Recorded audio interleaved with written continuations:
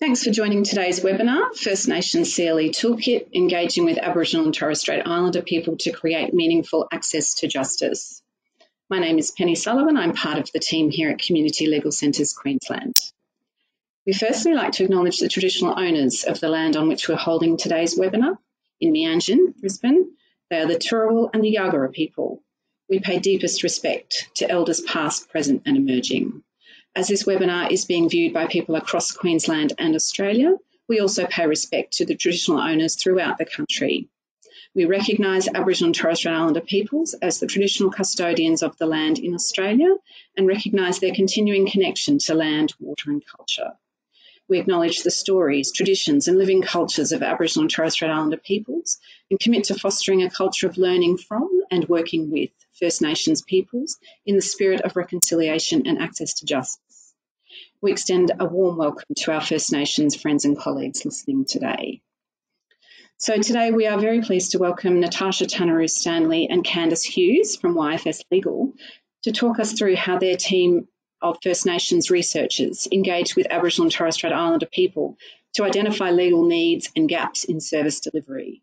They'll also showcase the First Nations Community Legal Education Toolkit to provide resources and advice on how to deliver CLE to a First Nations audience in a culturally appropriate way. I'll let Natasha and Candice share a bit more about themselves when I hand over in a moment. Before I do that, just some quick housekeeping, confirming that today's webinar is being recorded and we'll have the recording available to download later today or tomorrow. A link for the PowerPoints was emailed out to everyone who registered. It can also be downloaded from our website.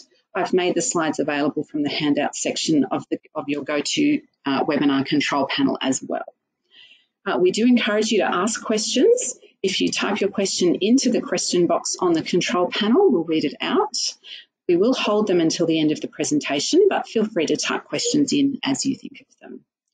I'm going to hand over now to Natasha and Candice, and I'll talk to you again at the end of the session. Thanks so much, guys. You can come off mute. Good morning, everybody. My name is Candice Hughes. I'm a Kamilaroi woman, mother and youth justice solicitor at YFS. I would like to start today by acknowledging the traditional owners in the land in which I am working today, the land of the Yagara and Yugambeh speaking people. I acknowledge the elders past, present and emerging. I also like to thank in my respects, the people, the Quandamooka people in the land in which I currently live. I was also raised on Yugambeh speaking country, and that's where my children are currently being taught. I'd like everybody to take a moment and think about the land in which they're currently working and living on, and what that means to them. I'd like to thank everybody for joining us today with this presentation. We've got a little bit to talk about, and if anyone knows Natasha and I, we obviously like to talk a lot. We're particularly proud of the work that we're doing down at YFS, not only in general, but particularly the projects, a couple of projects that we're going to talk about today. So thank you very much for tuning in. So the first, I'll just move the screen. So first I'd like to talk about the First Nations legal needs analysis that we did in Logan. So we conducted this project for a year, and that finished in September 2020.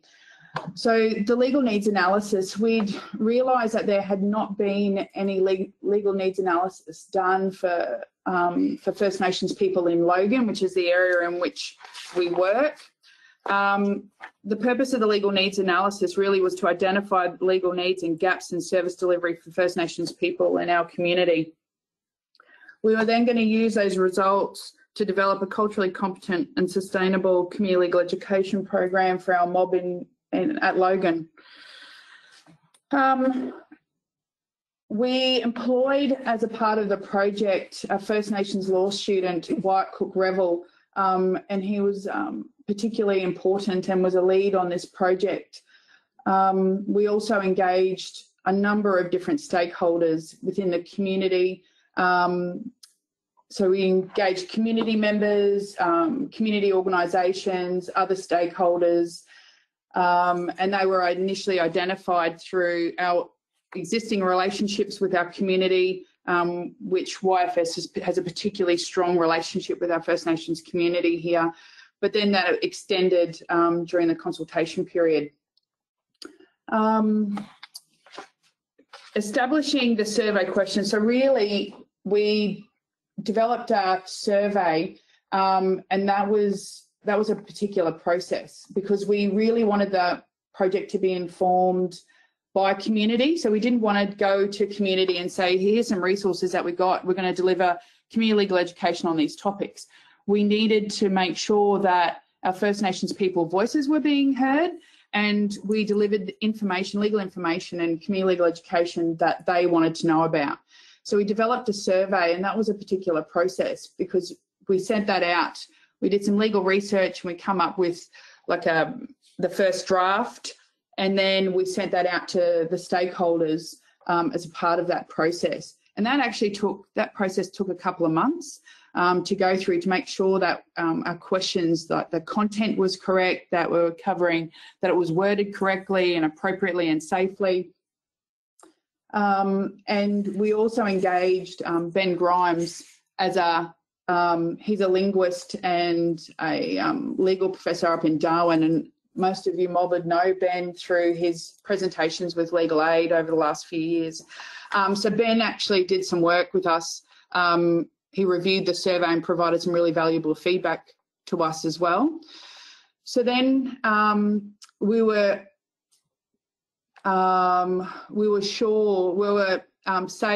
felt safe that our survey was right and ready to go out to community. And so then we needed to make sure that it went out to community appropriately and safely. So everybody involved in the project was either First Nations people or people that had done some cultural safety training. And so we went to community with the survey. And the survey was in both electronic and hard copy form. So we were able to send some of the surveys out electronically to some of our community organisations for their clients, and to engage and go through the process with some of their clients and to respond. We also attended a number of community events, and we yarned with people at the event. So we didn't just hand people pieces of paper and get them to tick boxes. Sometimes, we just had conversations and yarns with people and to get the responses to the survey. This is a process that we did, and the relationship that YFS and that we already have, we're quite active in our community already. So that was a pretty easy process. But it's really important moving forward for other people who may not already have those existing relationships with their First Nations community. It's really important, and I'll go through some other things shortly, but to build those relationships and to, if you haven't already, to start moving on that, because it's given our involvement, our First Nations people's involvement in the legal sector, it's really important that you have those relationships with people and that your services are informed by a mob, by your local mob. So when we got the responses to the surveys, 3 particular areas were highlighted. Young people in particular wanted to know your rights with police when they're in dealings with police. Our older mob wanted some information about wills, and generally everybody, it sort of seemed sort of widespread, all different ages, wanted some information with regards to discrimination. I really would like people to think about their relationships, like I said, with their community, because it's really important when you're developing these kind of projects in your community to think about your relationships. So just as you're moving forward, I'd really like to get everybody to think about some things about it. Really, projects like this need to be led by First Nations people, needs to be informed by First Nations people, and those relationships really need to be respectful.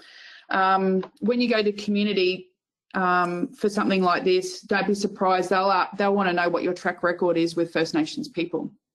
They'll want to know if you're employing First Nations people, if you've got any First Nations students, if there's anyone on your committee, what work you do. It really shows your credibility in the community. And if these things, if you really can't tick these boxes, it's really something that you need to start working on and start maybe reflecting on, I think. But community will ask. It's also important, but when you go into community, that you understand the historical and cultural context for your mob in your area. And you really need to be transparent when you're dealing with our community as well. Be very clear as to what you're there for. Put all your cards on the table and be clear as to what you're asking for a community. Be careful in the staff that you select for this project, because they're the face of your organisation and they need to be able to build trust with community.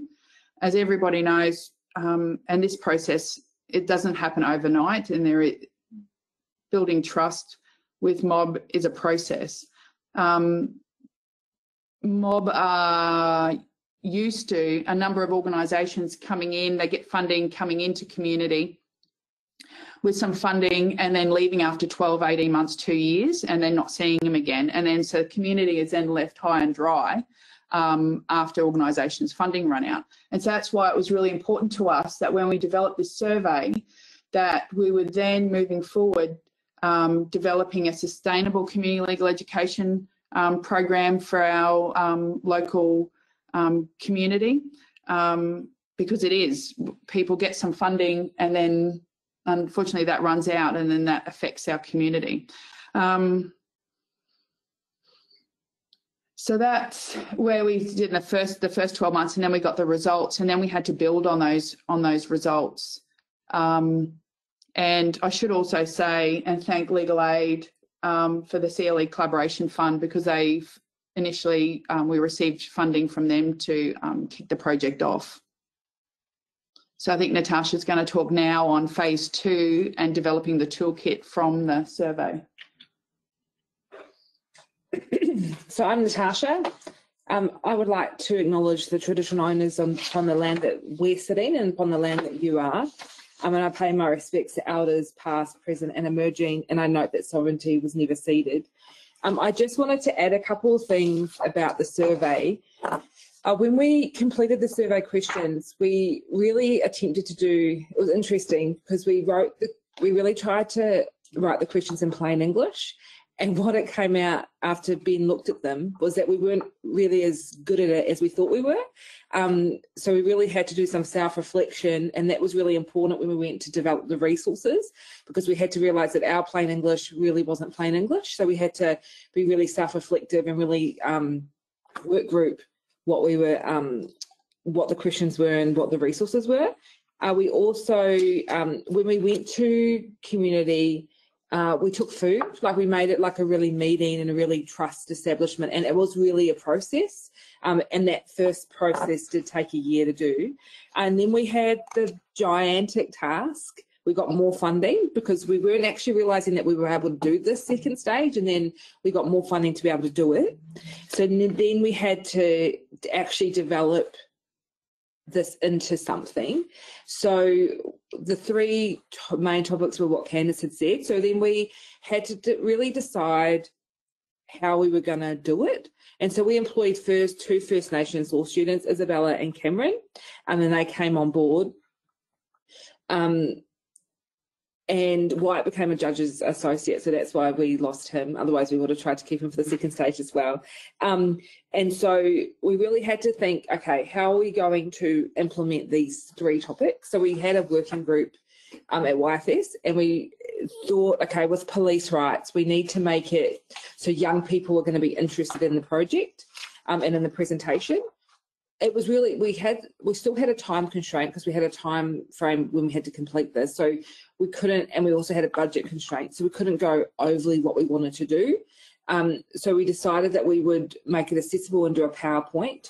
Ideally, we would have liked to do an app, but we just didn't have the resources and the capability to be able to do that. So the police rights was, your rights of police was as a PowerPoint, and we've got some main topics, and then we elaborate on those topics. Now, what happened was that we went to the schools and we did some feedback, And they really said to us that they wanted, really wanted videos, that it was just a little bit boring just having the power slides or the PowerPoint slides. So then what we did is that we incorporated videos into that. And then, but I think we're going to show some later. And then we thought about how we're going to do the wills and enduring power of attorneys. And then we thought, how we're going to do the wills and enduring power of attorneys. So we did that as we thought we were going to do as yarning cards, or discussion cards if you were non-Indigenous. And then we had definition cards, and that was so we talked about talking points about wills, and then we defined every word, because you've got to use the word beneficiary, you have to use the word testator, you have to use all those legal words, because if you don't use those legal words, then it's not going to make sense down the track when they do their own wills, when they do their own enduring power of attorney. So to really make sure that we explain those terms in plain English. So we couldn't use plain English terms, but we could explain it in that. And then with discrimination, we thought, well, how are we going to do that? So we decided that we were going to do a fact sheets, because there's some really great information out there from the Human Rights Commission, but it's though very long. There's a lot of words, so we decided to do short fact sheets on those. Then it became clear when we were doing the wills and enduring power of attorney that we can give all this education on that, but if there's nowhere for them or First Nations people to go, what's the point? So then we decided to set up a wills clinic, and so we partnered with Collins, Biggers and Paisley, and we developed a clinic where we completed wills and enduring power of attorneys over a few days. That was quite successful, and that was all through pro bono support. Can I say we had a lot of pro bono support? And we had a lot of pro bono support throughout this project. We had lawyers who would offer our team free education at the start about wills and enduring power of attorneys. They would do Zoom sessions with us. We had lawyers and barristers look at our guide to make sure that it was the law was correct. We had lawyers come in and provide the free wills and do the free enduring power of attorneys. And so we really had a lot of success with getting those partnerships. And we actually found that lawyers and other pro bono support people were actually really willing to give us support. We just had to ask. And in our guide, it's quite long, but we've really tried to step out how you would do all these things and who you would contact. And we've also included all of our resources, so our information sheet, our agreement and all those things, so you could actually do it yourself. So that was the whole point of this, was how can we establish a sustainable community education project. And so it's really easy for somebody to do their own, or if they don't like these three topics, how do they do their own survey in a culturally appropriate way and design their own culturally appropriate resources.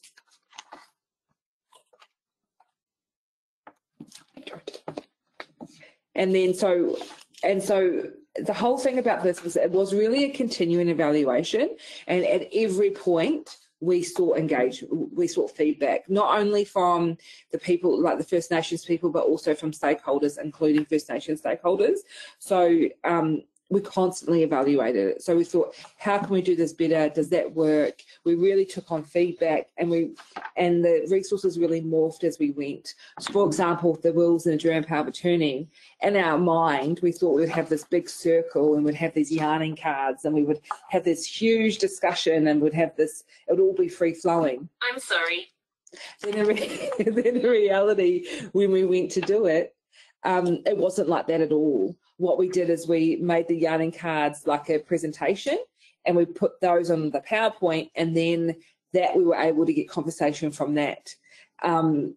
So it really became really, really different. Even the way that we're going to do our wills clinic, we thought that was going to be very different. We talked to a lot of lawyers before that did wills and estates. We had a lot of conversations with people, because first we were going to only offer wills, and then we got feedback that we shouldn't do that. We need to also offer enduring power of attorneys as well. So that also morphed.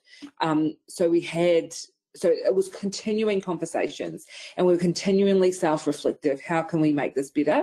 And it was really important, as Candace said at the start, that we didn't tell mob what they wanted to know and what they wanted to learn and how they would learn it. But they really told us what they wanted to do, and we really took that feedback on board. And we're really lucky in some of the pro bono support. We've got some First Nations solicitors, so we were able to really have that support as well, which was good. So cultural safety was really important. It's the cornerstone. It is the basis of everything that we do for this project, and really the rest of the work that we do at YFS. But in particular, with regards to the project, as I noted before, it was First Nations led. Stakeholders were First Nations, from community to organisations to staff members. It was, and that gives credibility to the project. It also informs the project, and it's for mob. So if you're doing something for mob, it needs to be by mob. Confidentiality was also really important to consider that, particularly during the survey process. And so we're very mindful of that. You'll also note, if you've had a look at the toolkit, we also go through whether you do, like, the difference between welcome to country and acknowledgement of country, but I'm sure everybody that's listening to this is aware of the difference between the two and when they're to be used. We also made sure that anybody that worked on the project had received some cultural safety training, and so that was sent out, like, to the pro bono lawyers and stuff that worked on the project. We also, the students, we had some First Nations students that did an acknowledgement of country video, and we'll just show you guys a little bit of some of our young people doing acknowledgement for us.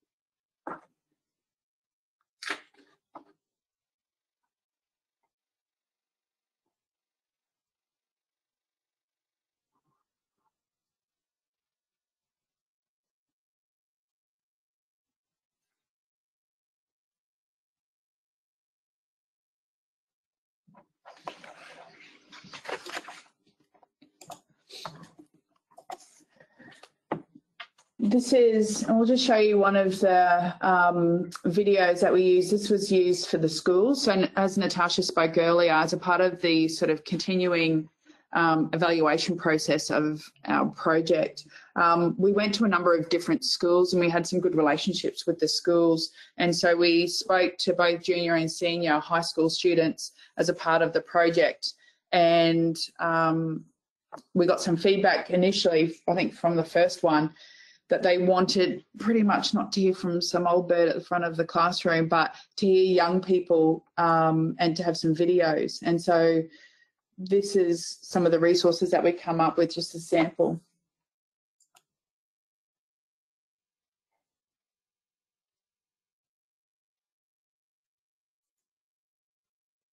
Guys, I'm just going to interrupt there because I think we're having a bit of trouble with the sound on these videos. We can't hear them from this end, just to let you know. Oh, okay. That's a shame, but they are on the links that's on the final screen anyway, onto the toolkits and stuff. I think everything is, the links are all there on our website, and that's on the last screen of the PowerPoint, the last slide. So maybe everybody at their own time can have a look at that later if they like.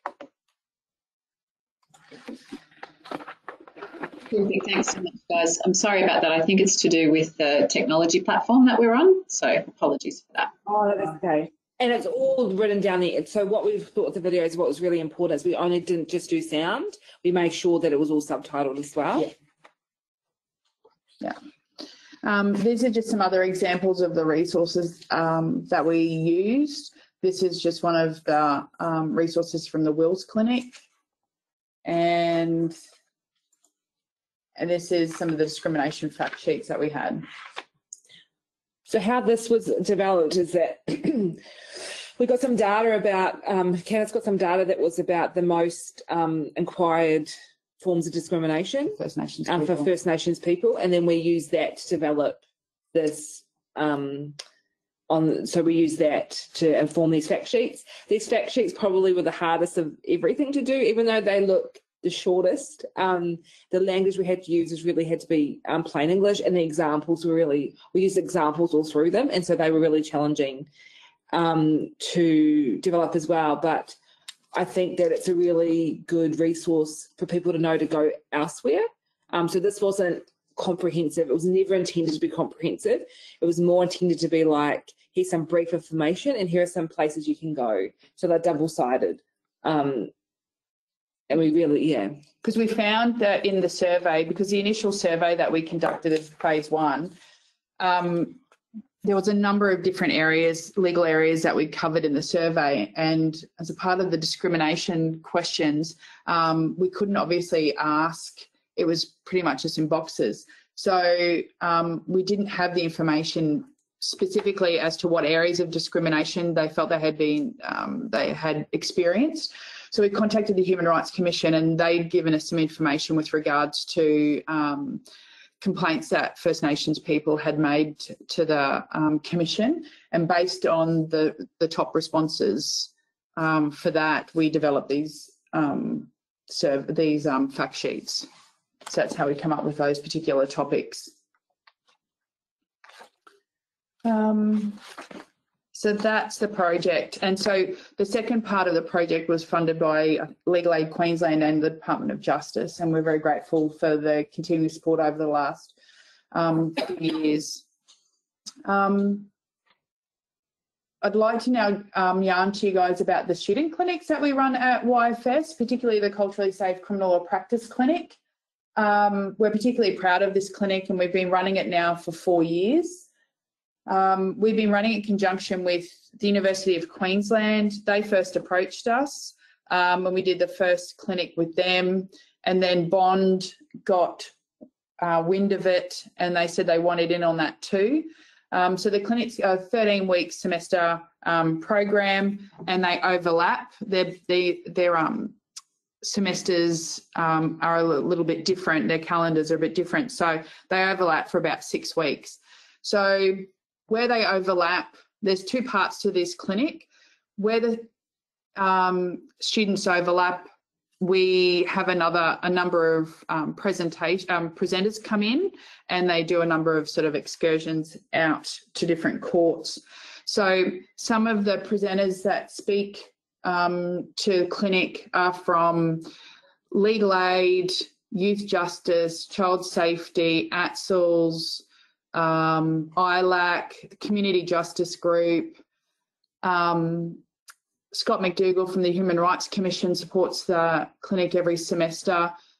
So too does Magistrate Sarah at the Wynnum Murray Court, Judge Jarrow, the District Court also supports the clinic, and so does Justice Crowley of the Supreme Court also now supports the clinic, which we're grateful for their support every semester.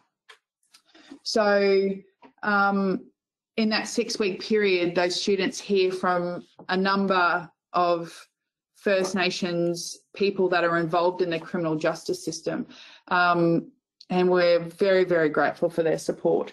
So there's presenters talk about their journey into the legal profession, and you'll see it on the slides. Their current roles, their experience with our mob in the criminal justice system, the importance of being an ally, and their advice to future lawyers. I also like to mention Dylan Roberts too. He's, I think, the only non-Indigenous presenter to the clinic. He works at, he goes between, I think, youth justice and legal aid at the minute, but he speaks to the impact of trauma and other issues on young people and their development, which, as we work in youth justice, is particularly important. So Dylan speaks to the students, and it gives them a real appreciation to understand why our young people make the decisions in which they do. So for 6 weeks, they really hear from a lot of people, a lot of First Nations people, about their experiences in the system. The other half of the clinic, the students, it's a practical side, and so the students will gain some practical experience in writing submissions to police, drafting bail submissions, sentencing submissions. They'll also do research and start drafting on law reform issues. They'll write legal advices. It's really quite a solid and jam-packed 13 weeks. And so, as you can imagine, there's a lot of time that we put in that. So we were first approached by UQ because they had been approached by somebody and said, we want our students to have more of an experience working with Aboriginal and Torres Strait Islander people, and they want that led by a First Nations lawyer. And so that's why we were approached here and so they wanted the clinic to be supervised by a First Nations lawyer, and I do that also in collaboration with Natasha. It's a really solid 13 weeks, and we've got really good feedback from all the presenters. Like, they've come back gratefully every semester, and also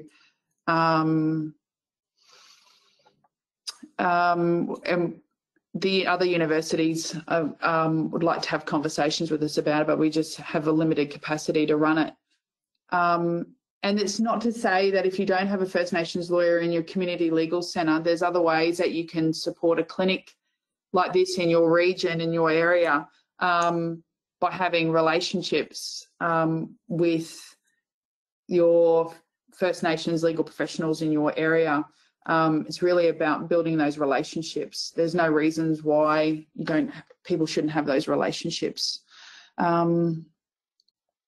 And I think too, it's really important for us because there's a mass incarceration of Indigenous people in this country, in the juvenile justice system and the adult system, also in overrepresentation in the child safety system. So it's really important for us to be culturally safe, and so for our students to really understand the issues that the Aboriginal and Torres Strait Islander people are facing, and how we as an emerging profession, as the students, can really be more culturally safe when they're dealing with First Nations people. They have conversations with other students. So although at our clinic we might only have, at one time I think we normally have about 7 all up, we have 3 or 4 from each university, although we might only have that limited number, the conversations that they go and then have. And what we do with the students is at the start we get them to write a reflection, because what we found was that the unis would share, they often did reflections and they would share, and we found those so helpful to inform our clinic. And so what we do is we get the students to do a reflection at the start, and we ask them questions about how much they know and what they want to learn, and then we have private conversations with them. We don't share it with the group, but so we can really know we were kind of leading the clinic, and we can really like tailor that to kind of what they expect, and really to how much knowledge they really have. But we found that really, and so because Candice and I represent young children and young people in the criminal justice system, that's really what it's targeted at. That's kind of, we really, our practical exercises are all about First Nations young people. We really make sure that that knowledge is embedded, because to us it's really important, because there is that mass incarceration, and we really as a profession need to be more culturally aware. We still have embedded racism in our system, so we're trying to do our bit to really shine a light on that. So I think it's really important for the emerging lawyers to really understand that and advocate in their way. So if they go to court and advocating for people that that they understand the issues. But yeah, we have really good feedback. And can I say that we also did both the project and the clinic through the lockdowns. We ran the student clinic successfully through the lockdown. We did it at home via Zoom, and the two students were really impressed. Two of the students worked on our general fact sheets. They actually did some really good fact sheets for us that we use. I think it was driving in the law. They did some drugs in the law and things like that. And that was also another challenge for the project, was lockdown. That was really hard because we had to put our Will Clinic off. We had to do a lot of things, so that was a lot of challenge as well.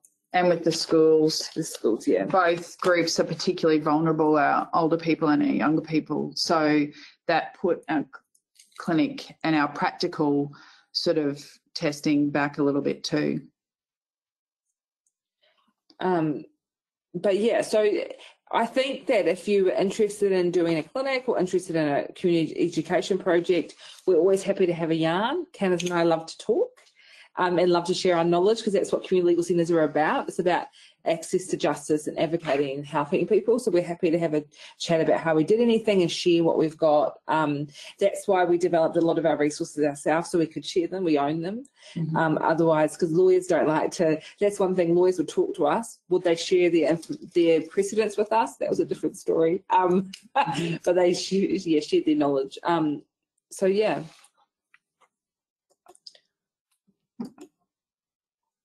So there's a link on the slides that Pen sent through to everybody to our toolkit.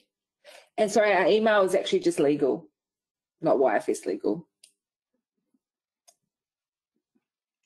And that's us. Thank you very much.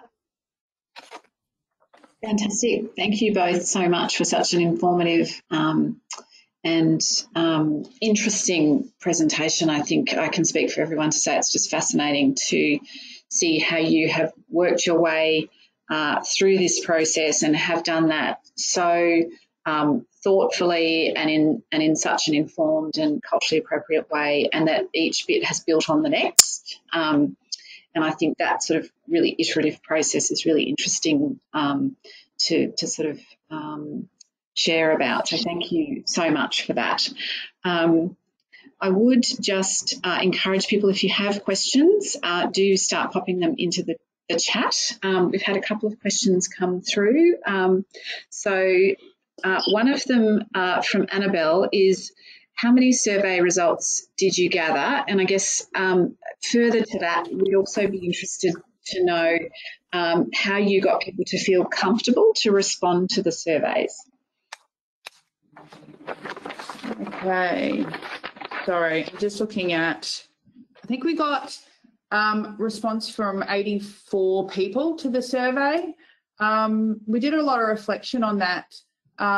We would have obviously liked it to have been higher, but we appreciate too that our mob is highly and over surveyed for things as well. But we, like I said, we sent things out electronically to stakeholders and community organisations to have conversations with their clients, and if they were willing to participate. We went to community events. Community members sent things out through their networks. DATSIP sent things through. Logan Elder sent things through to their networks as well. But with regards to making people feel comfortable, it's all about relationships. You can't just walk in and just start asking people questions with regards to their experiences. It's all about trust. So it also helped, one, that, like I said, YFS in general had a really good relationship with mob from the start, but it's about building relationships and going to events and participating and listening to people, and before you start asking questions. So the survey stuff does not happen straight away. You already need to really build on those relationships first before you start asking people to divulge their personal experiences. So it's a long process to potentially either ask someone to participate, or maybe they decide not to, but it's all about that relationship building. So despite the fact that we had 84 responses through the whole process, I can say that we really strengthened our relationship with the community, with our existing relationships, and we also developed some new relationships which we still maintain and we value today. That's terrific. Thanks so much, Candice. And I thought it was very interesting to hear you talk earlier about how it's, there was sort of a 12-month lead-in process. Nothing really happened except focusing on the building of relationships for that first 12 months or so. And I think that's really telling in terms of then your ability to connect. And I think that message that you're delivering about the relationships are key, the building of trust is key, is really important for people to take on board. I think one of the things that we're also interested in is how you managed to get such high levels of pro bono engagement as well. Was that through existing relationships within the pro bono network, or did you have to sort of do some relationship building in that space as well? We definitely had some existing relationships that we used, and we were able to get from that person to another person, like to another firm. We also built the relationships, and we actually were able to build it through Facebook, of all things. We used that to reach out to, there's a Facebook group called Lawyer Mums, and so we posted, obviously no confidential information, but posted on there, and we were overwhelmed with the level of support. And so there we took it offline and really had conversations with people from that. So so we did have to build a lot of relationships, but it was really helpful, and we found that there really is that pro bono support out there. You just got to tap into it. It's definitely there. People really want to help, and they just don't know how. And so when you give them an opportunity to help, they really want to do that. But that's in our guide. We've actually got a bit on that, and we've actually got the post that I made that I used that posted on Facebook, and that's the whole point about our guide, is it's supposed to be sustainable, that you can pick it up and you can run a session and you don't have to be a lawyer. Yeah, that's fantastic, I think. And that's sort of quite granular help for people to understand how to practically then do these things that you've spoken about, I think is an amazing product from this this process. So thank you so much. A few more questions coming in now. So I'm going to go to the next one, which comes from Elizabeth. Thanks, Candice and Natasha. Are you able to let us know approximately the budget for the project? That's not something that I have on hand, and I'm not sure with the confidentiality things that we sign if we can share all that, but I can maybe take that offline. Sure, no problems, thank you. The next one comes from Harita. Acknowledging the serious problems with shorter-term projects in legal education in First Nations communities, how did you plan for more sustainable projects when grants are often only provided for 12 to 24 months at a time? So we just made it we made sure that the toolkit was really comprehensive and that people can pick that up and run it. And obviously you've got to look out for law change, but we just made sure that from that you could actually, if you wanted to do your own survey, that's a different part. You could use our resources to be able to make your own survey, or you could really use our toolkit to be able to deliver those community education sessions. So we made sure that the guide itself was sustainable, and that we actually put information there as how you would get pro bono support. And we also made it very clear that we could be contacted if you needed any support in relation to that. Okay, fantastic. Thank you. The next question comes from Julie.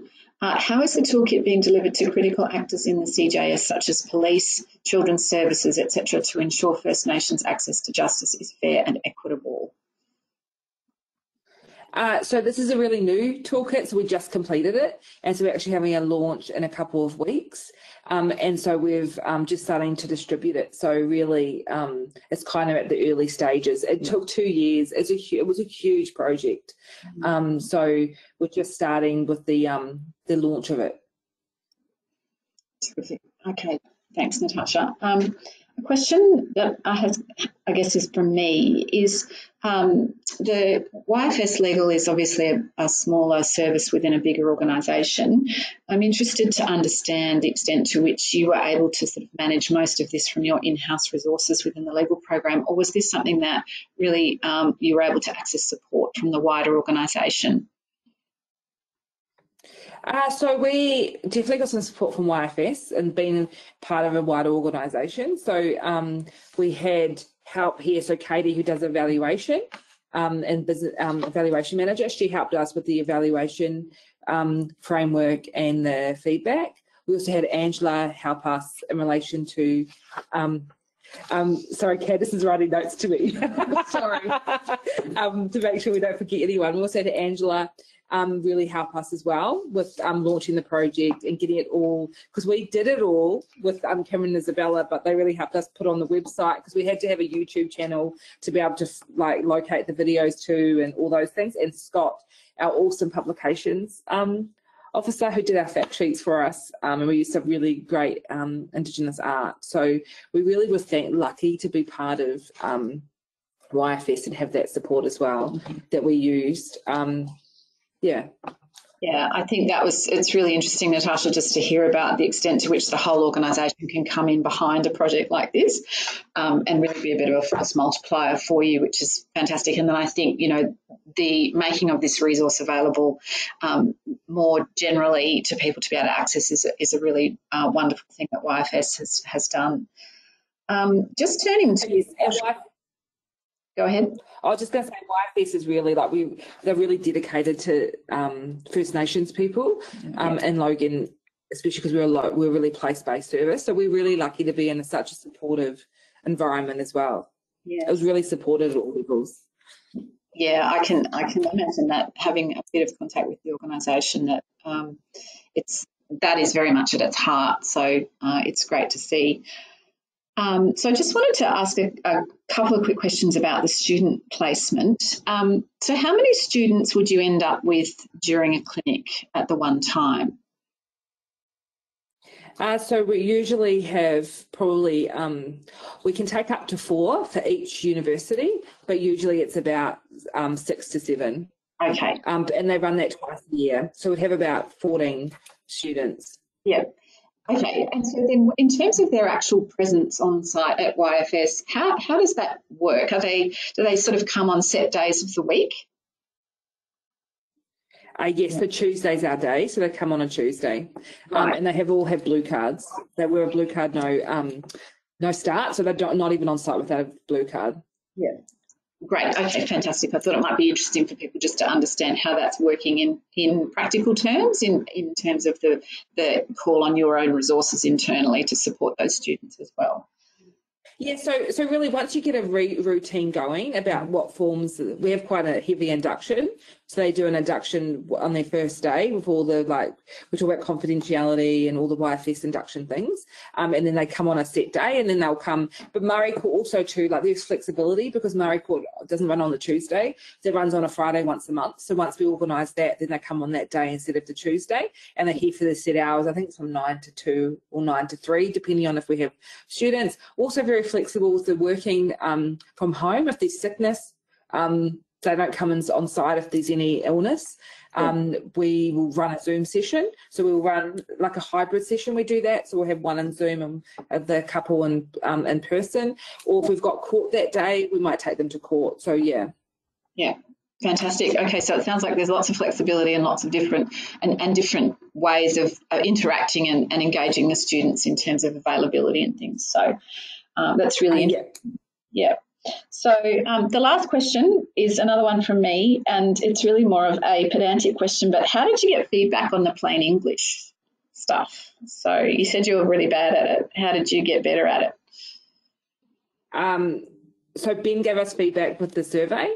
Yeah. And then we just really made sure we were self-reflective. So when we determined when we determined what the slides were going to be, we actually workshopped that. It wasn't that we just sat there and wrote them. We actually thought about the language, and we got other stakeholder feedback on them as well, about what they were easy to understand. So First Nations stakeholders were also involved in the development of the survey as well.